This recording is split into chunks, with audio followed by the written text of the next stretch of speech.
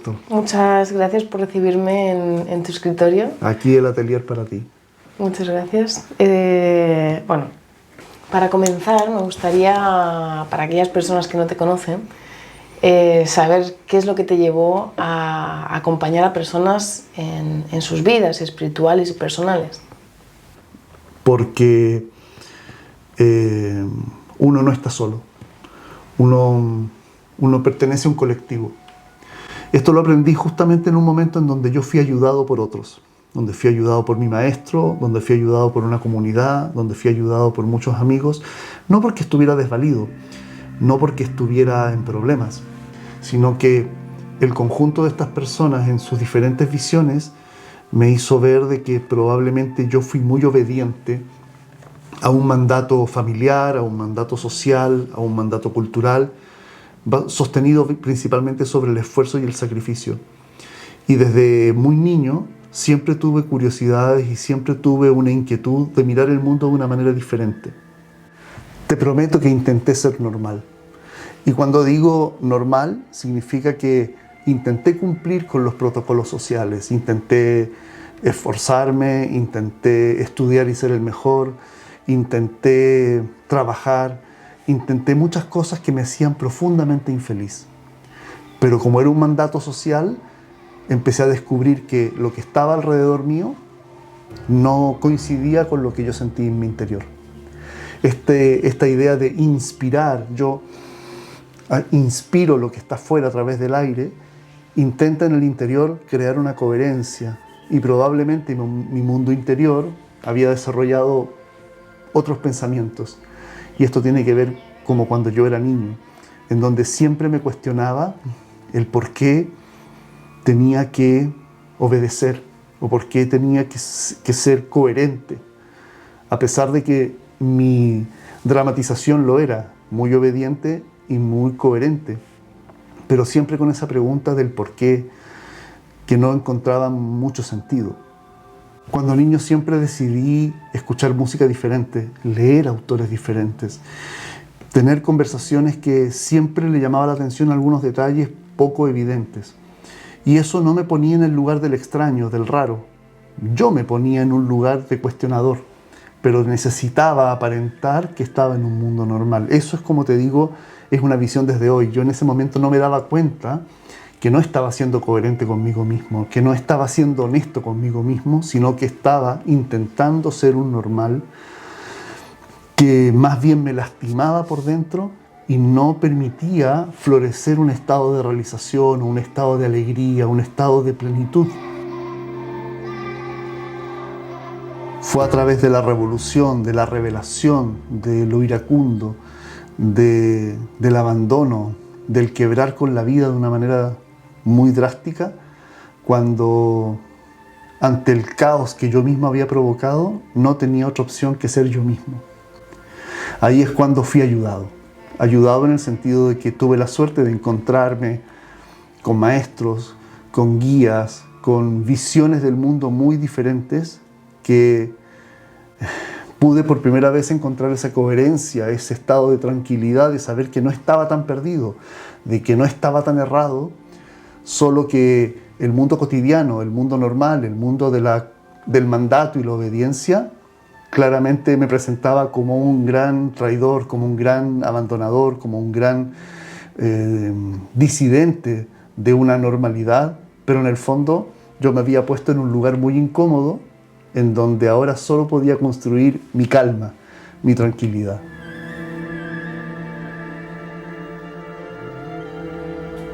En este ayudarme, aprendí de la coherencia, del arte de inspirar.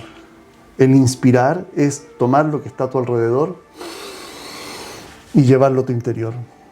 Y en el interior están los sentimientos, está la sensación mágica de lo sensible, lo que todavía no llega a ser una palabra, pero tiene un sentimiento tan profundo que crea un fenómeno de coherencia.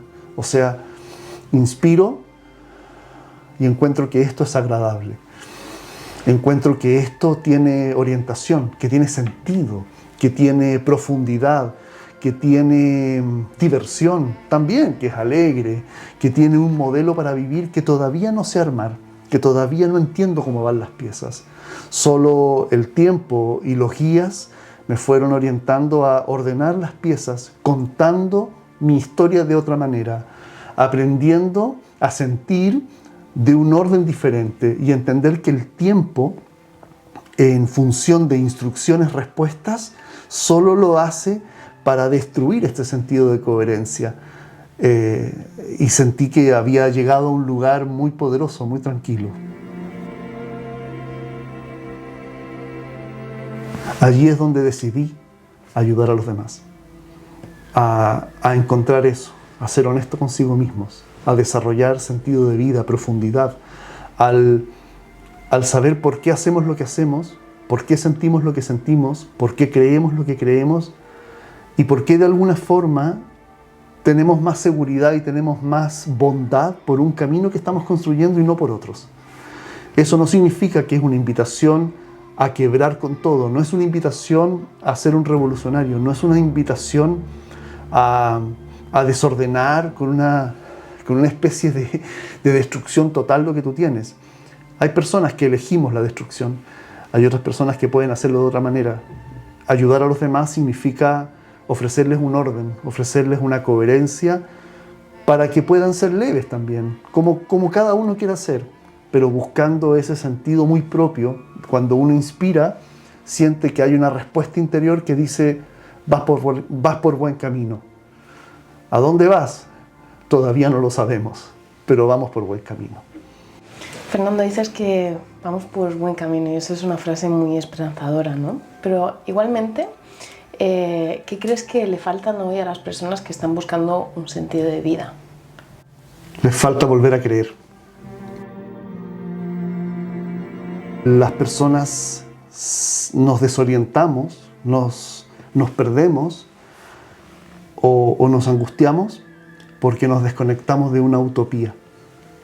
La utopía es como un conjunto de creencias que sabemos y tenemos total conciencia que son imposibles de poder realizar en la realidad, pero llegan a ser muy románticas y nos permiten poder tener un incentivo, tener una especie de sabor, de motivación para poder levantarnos todas las mañanas. Probablemente las utopías fueron muy decepcionantes en las décadas anteriores porque probablemente promovían ideales sociales, ideales humanos. Pero no me refiero a esos ideales, no me refiero a esas utopías, me refiero a los sueños personales, al conjunto de creencias con las cuales uno convive. Porque aquí hay que tener en claro algo bien cierto. El sentido de la vida es cuando tú vives de una manera muy coherente con respecto a lo que tú crees. Y no vives en función de colaborar con las creencias de otros. O no vives el fanatismo de un líder y tú eres quien ayuda a colaborar con el fanatismo del líder, haciéndote creer que tú eres parte de un fanatismo. Ahí también se produce un vacío muy profundo, porque nos damos cuenta que caminamos sobre un camino de otro, o trabajamos en el objetivo de otro, o vivimos para otros, y perdiendo esa esencia de nosotros mismos. Las personas se desorientan, las personas pierden el sentido de la vida, pierden la gracia, la bondad, la sensación de plenitud, porque se desconectan de lo que creen profundamente, de los que les devuelve un sentido de armonía entre lo que está alrededor de nosotros y lo que está dentro de nosotros.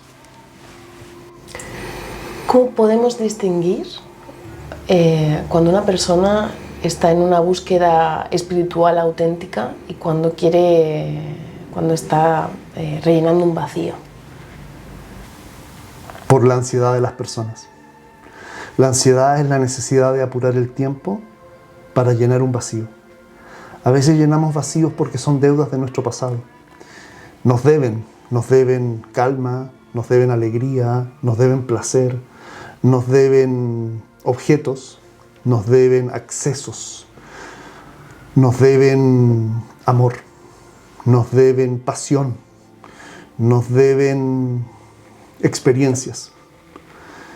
y las personas comienzan a cierta edad a tomar responsabilidad y comienzan a tomar cartas en el asunto para poder llenar un vacío, y lo hacen siempre con prisa, siempre con apuro.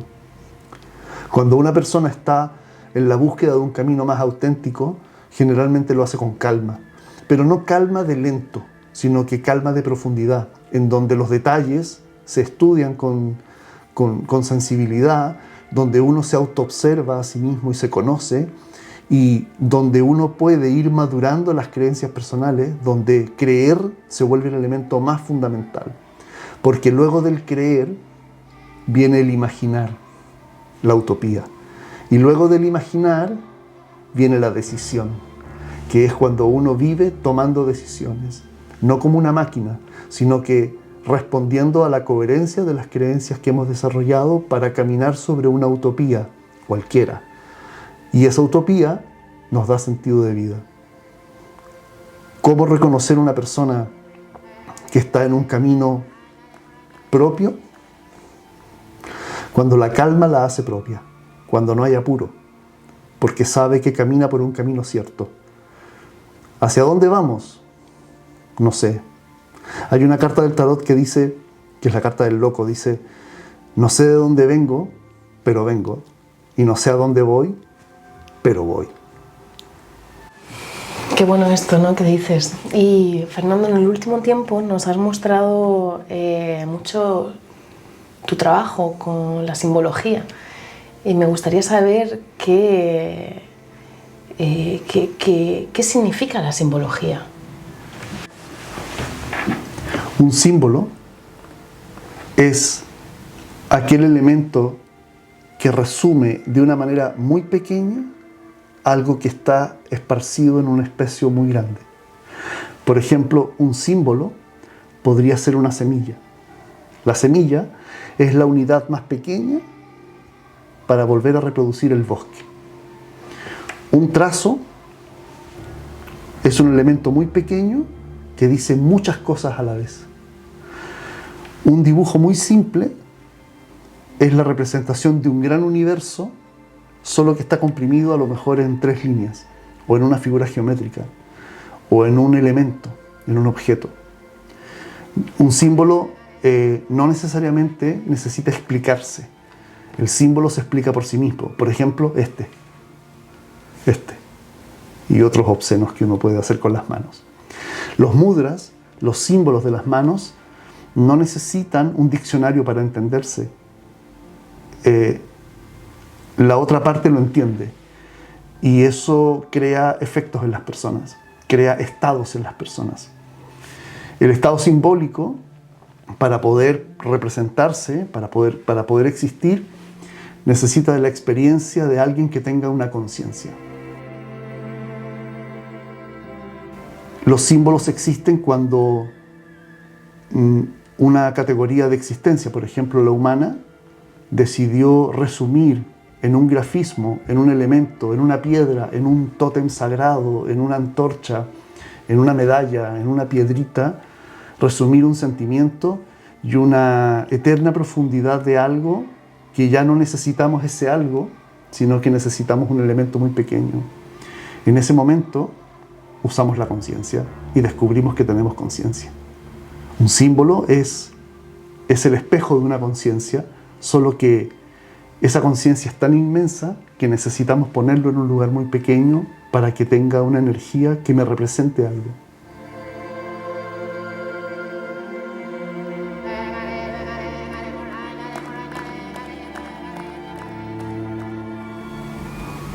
¿Qué es el alma? ¿Cómo podrías definir con tus palabras qué es el alma? Es una fricción que anima. El alma es una chispa que crea una conciencia, pero necesitamos una conciencia previa para que se vuelva conciencia. Y esto es una paradoja. No sabemos qué fue primero.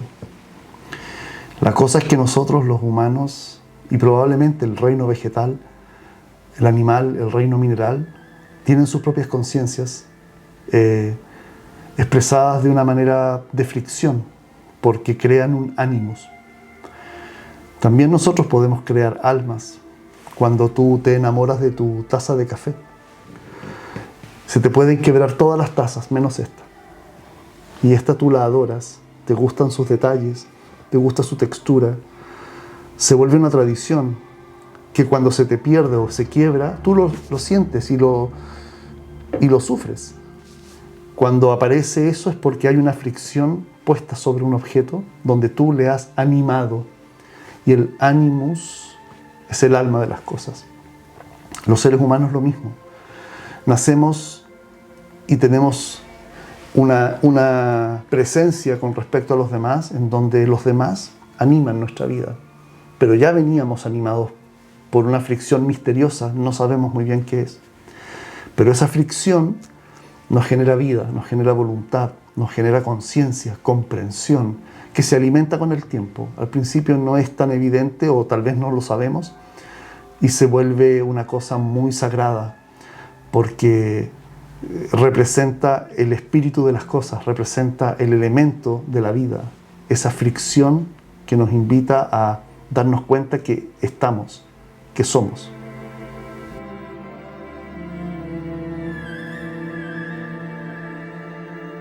Cuando yo era pequeño, siempre tuve robots y una de las cosas que más me impresionaba era que al ponerle pilas en su parte posterior, el robot podía moverse y hacer su espectáculo para que el niño que era yo pudiera asombrarse. Pero a mí lo que más me asombraba era que el robot no podía girar la cabeza y verse a sí mismo las pilas que le generaba el movimiento. Y siempre me llevé a cuestionar qué es lo que habrá en mi espalda que reemplazaría las pilas para yo sentir que tenía conciencia o podía hacerme preguntas, podía cuestionarme la realidad y sobre ese cuestionamiento, que sería una fricción, generaba motivación y generaba vida, generaba movimiento, generaba sentimientos, generaba un cuestionamiento interior que era, después vine a saberlo, que era como la base de todo lo que yo iba a creer después. Entonces, siempre me cuestioné, después de ver al robot, ¿cómo será mi espalda? La espalda es un elemento que cada uno no conoce de sí mismo. Solo puede tocarlo con las manos hasta cierto punto, en el punto de los riñones, que parece ser que allí es donde hay como una especie de carga vital, en donde uno carga con este movimiento, ¿no? Carga de una energía de alivio, que en el fondo es una energía de satisfacción, pero yo no puedo ver mi espalda. Parece ser que el alma está ahí, que es un elemento de fricción. Cuando digo fricción, es un elemento de un roce o de una chispa, donde un movimiento con otro movimiento crea un tercer elemento intermedio, que a veces es magnético, a veces es químico, a veces es simplemente misterioso, que genera una cosa que se llama conciencia, que es tomar conciencia. Solo que la conciencia no habla castellano, no habla alemán, no habla inglés. La conciencia habla en sensaciones. ¿Por qué crees que el alma se expresa a veces mejor a través de la simbología que con la palabra o con otras expresiones? Me gusta creer que el alma es anterior a la existencia humana. Y me gusta creerlo no porque justifique una cosa, sino que es porque me da un sentido de existencia al entender que cuando yo llegué a este mundo, todo ya existía. Y cuando me muera, va a seguir existiendo. Y probablemente nosotros hacemos lo mismo. Venimos de una experiencia de existencia anterior, inmensa. No solamente en términos de tiempo, sino que en términos de espacio, en términos de sensaciones. No de sabiduría, de sensaciones. Y que probablemente en este transitar por la existencia corporal, en afectos a la gravedad y afectos a la experiencia de los demás, reúne todo un conjunto de sensaciones que nos permite tomar conciencia y ser vitales. Vitales me refiero a estar vivos, ¿no? Ser conscientes de cada uno de los momentos de la vida. Desde ese punto de vista, creo que el alma, para poder apreciarla o tocar tal vez una partícula muy pequeña de su inmensidad, nosotros lo hacemos a través de símbolos porque alcanzamos a este conjunto de sentimientos y sensaciones poderlos poner en un lugar de explicaciones.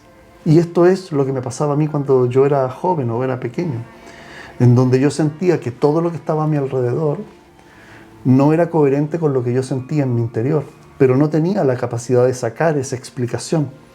Y lo hice tal vez cuando animé una lapicera determinada, un libro favorito, una ropa determinada, un color, un objeto o un lugar, un rincón de la casa. Era en ese lugar donde yo podía tocar en forma simbólica una inmensidad que vivía en algún lugar y yo sentía que ese símbolo, ese lugar, ese objeto representaba una inmensidad donde era imposible poder ponerlo en su lugar. Desde esa experiencia, la experiencia simbólica de los seres humanos es poder atribuir en vivencias, en objetos, en hechos que se reiteran, por ejemplo, en personajes que se van cruzando en nuestra vida como si fueran elementos simbólicos. ¿Por qué atraigo este tipo de personas? ¿Por qué se me acerca a este tipo de negocios? ¿Por qué se me escapan estas oportunidades? ¿Por qué no consigo aquello que tengo enfrente? ¿Por qué la mala suerte?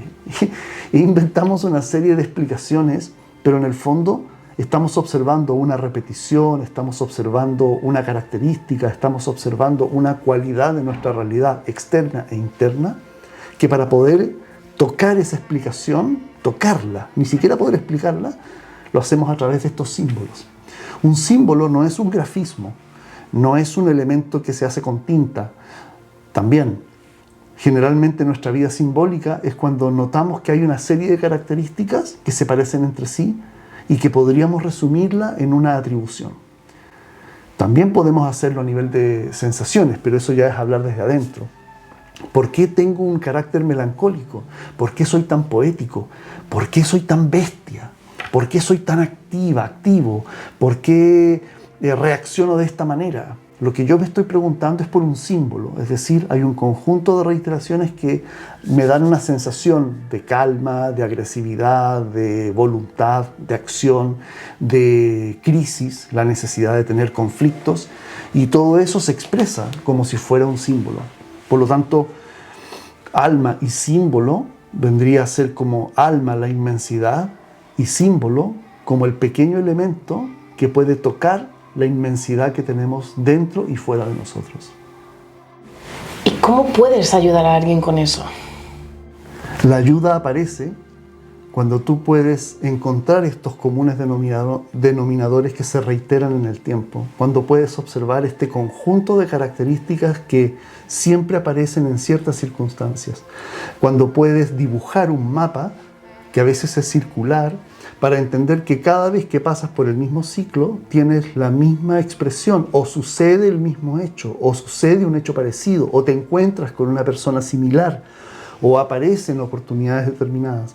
Cuando tú vas observando estos ciclos o vas observando estas características en una línea del tiempo, en una línea circular como si fuera una espiral, tú lo que estás haciendo es tocar el alma de una persona que a través de sus símbolos, y estás tocando su alma al querer enseñarle que el alma tiene un universo inmenso, que tiene una experiencia milenaria de pasar por estos eventos y que te lo está mostrando a través de símbolos en tu vida real. No todo lo que vivimos es espontáneo. No todo lo que nos rodea es una casualidad. La mayoría de las cosas que están a nuestro alrededor son símbolos que se vienen repitiendo o se vienen construyendo de cierta manera para que tomes conciencia. Pero el alma no es una organización tramposa, no pertenece a una organización confabulada, ¿no? Donde tiene una cierta conspiración contigo. No.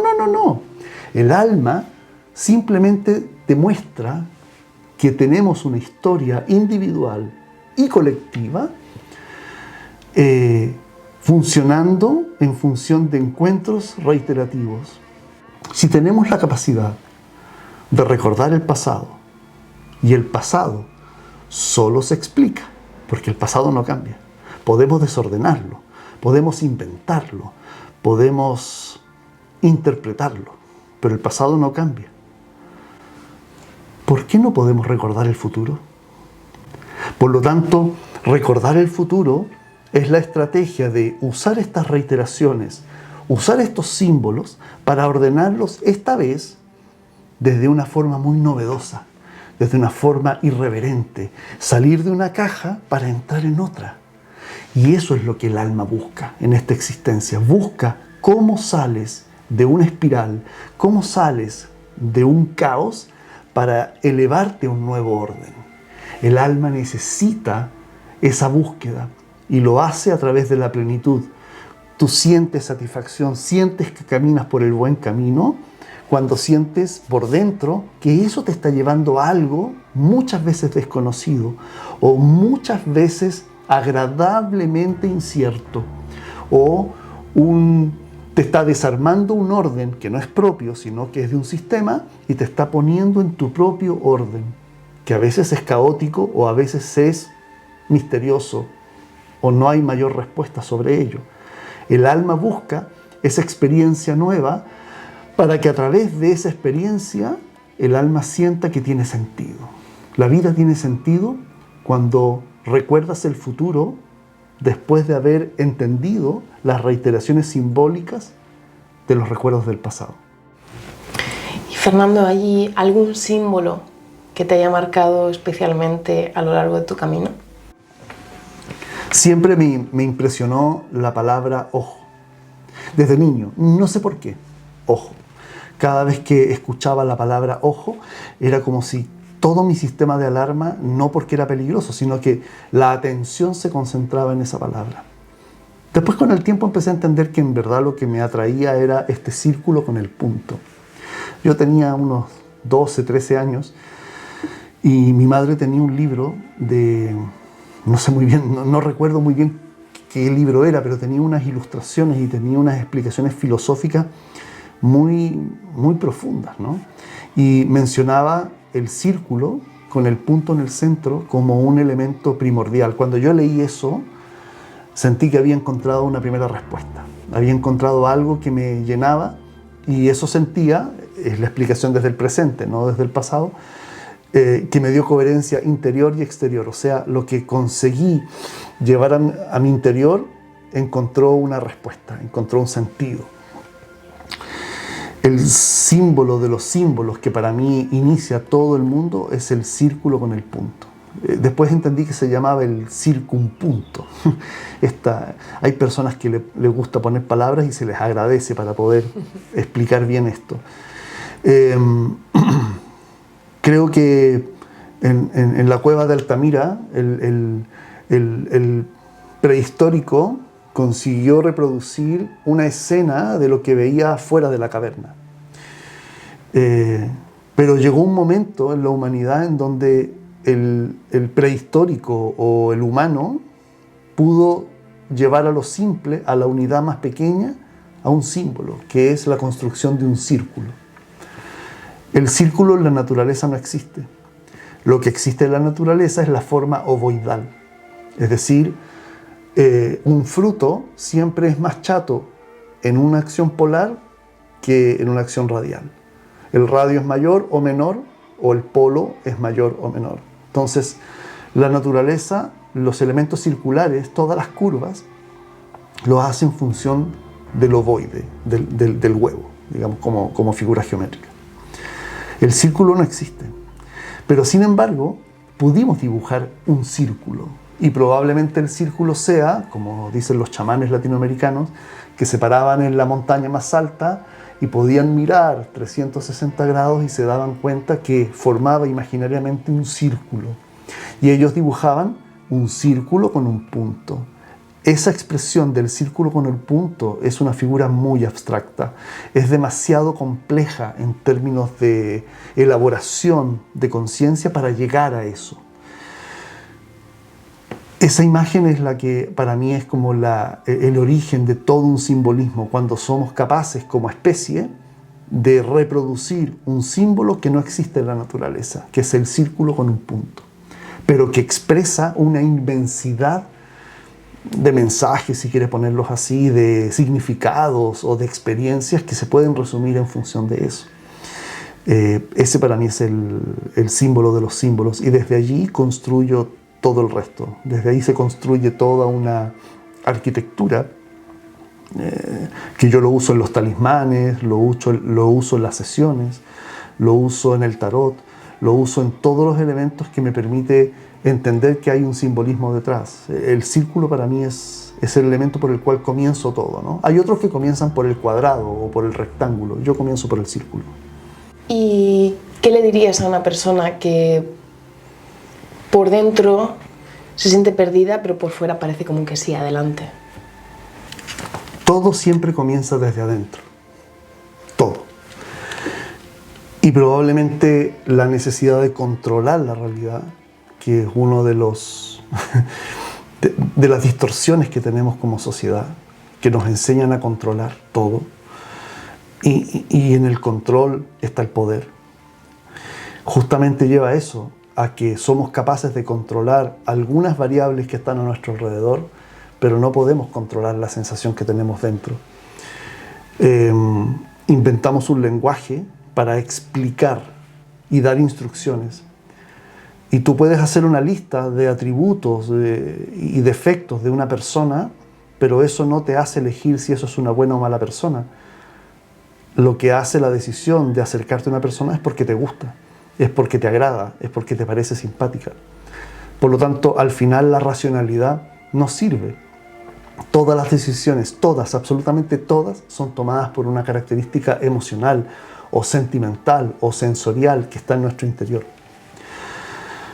Muchas personas vienen a mí sintiéndose profundamente vacías y son tremendamente exitosos. Tienen posiciones empresariales espectaculares, tienen carreras profesionales admirables, ¿no? Pero lo han hecho porque han tenido que aprender a controlar todo, y generalmente viven en un profundo cansancio, viven en una profunda confusión, donde pueden ser grandes líderes porque han tomado cursos, han leído libros, pueden ser grandes recomendadores de muchos consejos, pero esos consejos no les sirven a sí mismos, porque el consejo puede tener mucha sabiduría, pero tu interior no tiene coherencia. En esto de que cuando yo recogí el exterior y lo pude poner en mi interior, encontraba que calzaban las cosas. Por lo tanto, hay una fuerza enorme en querer controlar, administrar, organizar y gestionar hacia el futuro lo que no soy capaz de aceptar en mi interior. Básicamente, más allá del por qué sucede eso, es para qué sucede eso. Sucede para darnos cuenta que nuestra alma nos está pidiendo coherencia, y volvemos al principio. ¿Cuáles son las creencias que gobiernan tu vida? ¿Cómo fue que llegaste a creer en aquella cosa? ¿Cómo fue que aquella vacación cuando eras niño, aquella experiencia te llenó de sentido, te hizo alegre? ¿Cómo fue eso? ¿Por qué sucedió eso? Y tal vez todavía tenemos algunos recuerdos de momentos muy llenos de plenitud. La ayuda siempre va en eso. Tenemos que ir al momento de plenitud, tenemos que ir a nuestros recuerdos de plenitud para devolverle un sentido y un orden al presente, pero con un gran riesgo. Probablemente cuando llenes o vayas llenando o te vayas acercando a una especie de calma interior o una especie de plenitud. Plenitud es la mezcla entre calma y agrado, ¿no? O placer. Generalmente vas entendiendo que todo el control que has ejercido fuera de ti, en algunos elementos, no tiene sentido. Entonces ahí es donde tú tienes que tomar una decisión. Y la decisión no es abandonar. La decisión es evolucionar. Es darle mayor profundidad, es darle mayor conciencia, es ampliar tu rango de visión, es ofrecerle contenido a tu interior. Contenido me refiero, no es explicaciones, sino que otras sabidurías, otras personas que han opinado sobre lo mismo, otras experiencias de vida que te hagan sentir que tú caminas por un camino de sentido, porque caminas sobre lo que crees, caminas sobre lo que imaginas, la utopía, caminas sobre una narración de ti mismo, que no necesariamente es una mentira, sino que es algo que te da mucha coherencia y al final empiezas a sentir que el control no es la herramienta que te genera poder. Lo único que te genera poder es la sensación de convencimiento interior, es la sensación de saber que estás en calma contigo. Pero esa calma está hecha por contenido, por sabiduría, que se gana en el tiempo, en un tiempo lento. ¿Y cuáles son las señales de que el alma está pidiendo un cambio? Cuando ya no puedes controlar todo, te cansas, te agota. Cuando cada vez que te enfrentas a un conjunto de situaciones, por dentro aparece un elemento irritable. Cuando algo se reitera permanentemente y pareciera ser que nunca sales de ese lugar. Cuando sientes algo que no tienes y cada vez que haces un esfuerzo por alcanzar un sentimiento, un agrado, una plenitud, te parece vacío porque no coincide con tus expectativas. Las señales de que el alma te está pidiendo un cambio no tiene que ver con que te quiere guiar como si fuera un oráculo, como si fuera un horóscopo. El alma te está guiando porque la misma alma ya ha venido repitiendo esa experiencia mucho tiempo, solo que como vivimos en una sociedad de mandatos, en una sociedad de sufrimientos, de esfuerzos, en una sociedad prestada, en donde nosotros vivimos para otros y no vivimos para nosotros, en una sociedad en donde la alegría, la plenitud está profundamente castigada, o la sensación de vivir una vida alegre, plena, simple, tiene la idea o la imagen de una vida mediocre, todo eso hace que la necesidad del alma se esconda en un esfuerzo inútil, en un cansancio permanente, en un sacrificio total, en un postergarnos permanentemente, porque eso tiene un buen prestigio social, postergando nuestro honor personal.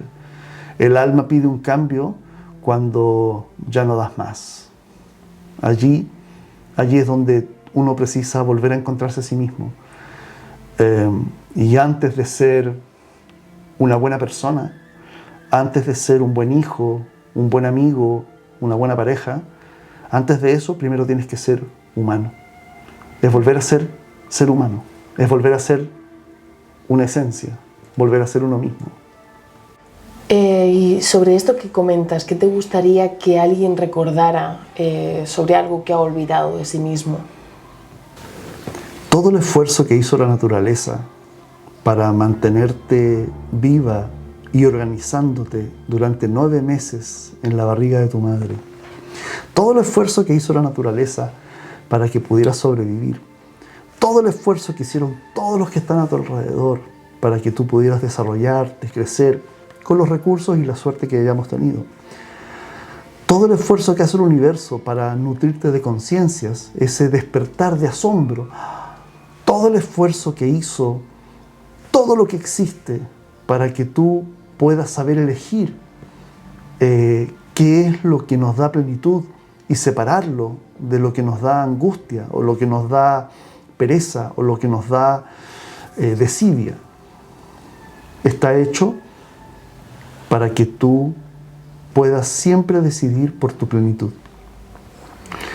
Creo que el ser humano lo que ha olvidado es que el sentido profundo de la existencia es el asombro.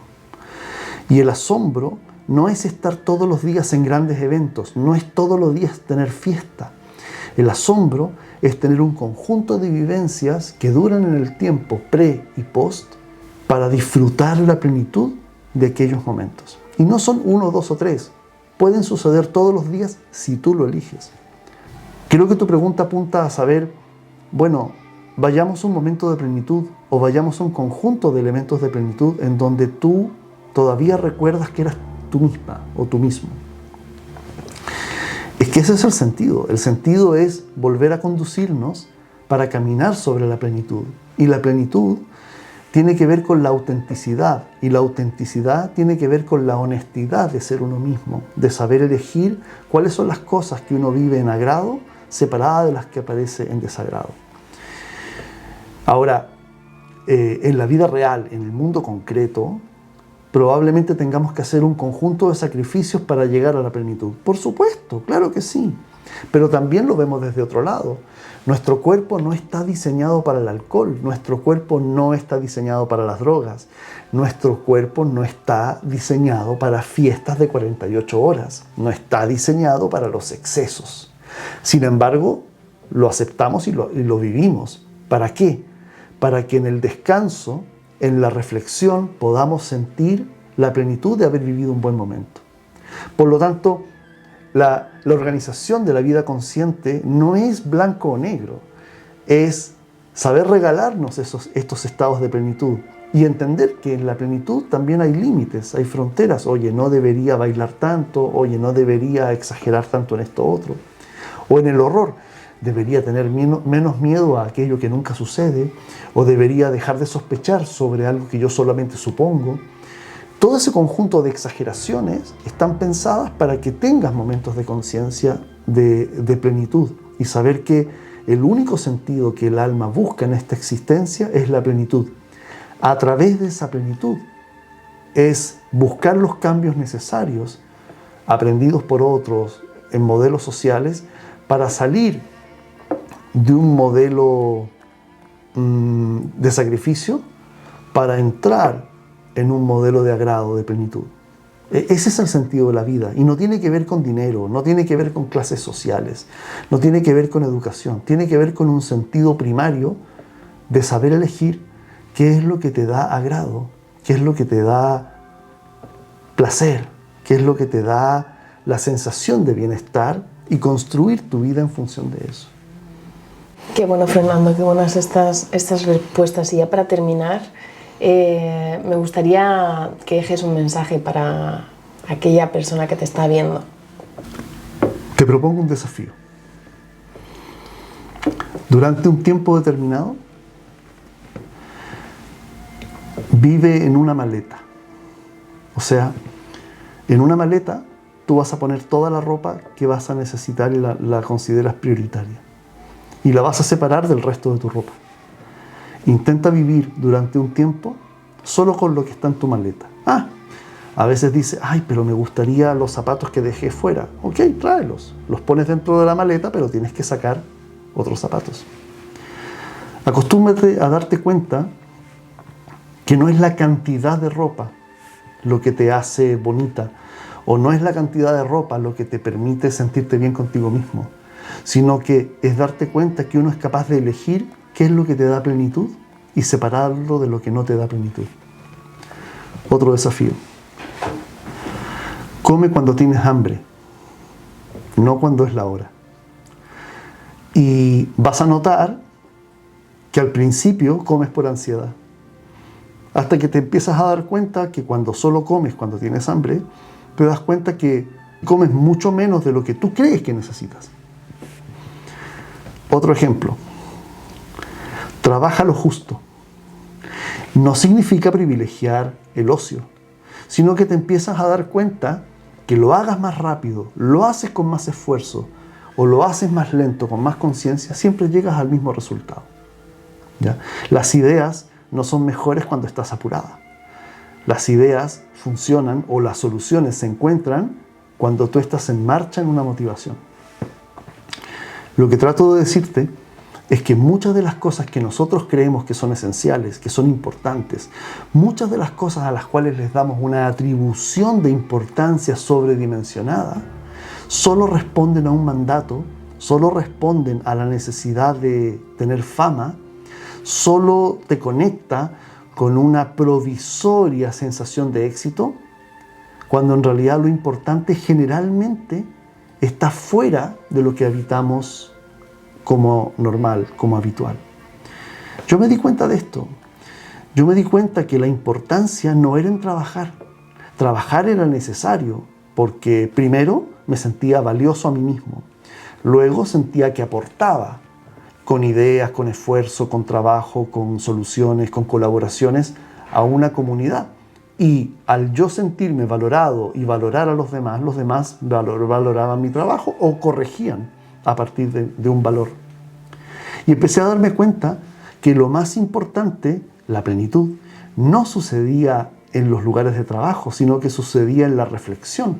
Al final del día, al comienzo del día, en los momentos que me regalaba para mí mismo, en ese café, en ese rincón, en esa experiencia donde yo sentía que allí estaba el verdadero sentido por lo cual yo hacía todo lo que hacía. Tú me has pedido un mensaje. Yo creo que el humano en estos tiempos, y noto muchas personas que están en este trabajo, están volviendo a valorar aquellas cosas que no están dentro del catálogo de la fama, no están dentro de la moda, no está dentro de los promedios, sino que está justamente en esos rincones, en esas experiencias, en esas vivencias donde nos regalamos la sensación de tener reflexión sobre nosotros mismos. No para deprimirnos, no para hundirnos en nuestros dilemas, no, es para poder saber que allí estamos gratos, somos bellos, estamos sanos, estamos coherentes, caminamos por un camino de sentido, que no sabemos a dónde va, pero vamos. Esa sensación es a las personas que viven en angustia, que viven apuradas, que viven en la fama, que viven en la necesidad de figurar o que viven en la necesidad de sostener un mandato familiar, corporativo, social, deportivo, empiezan a notar que les falta eso, les falta coherencia. Coherencia entre creer, imaginar y actuar, decidir. Pues Fernando, muchísimas gracias por hacerme hueco en tu agenda, por abrirme las puertas de este espacio tan mágico, por recibirme de nuevo en Porto y seguimos. Y muchas gracias por todo. Gracias a ti y así como tuviste el atrevimiento y el coraje de venir hasta acá y te diste cuenta que era mucho más fácil, también a ver si a través de ti invitamos a todos los que quieran venir. Feliz de poder abrir las puertas de una conversación, de un espacio y de una experiencia para aprender a ser mejores personas. Gracias.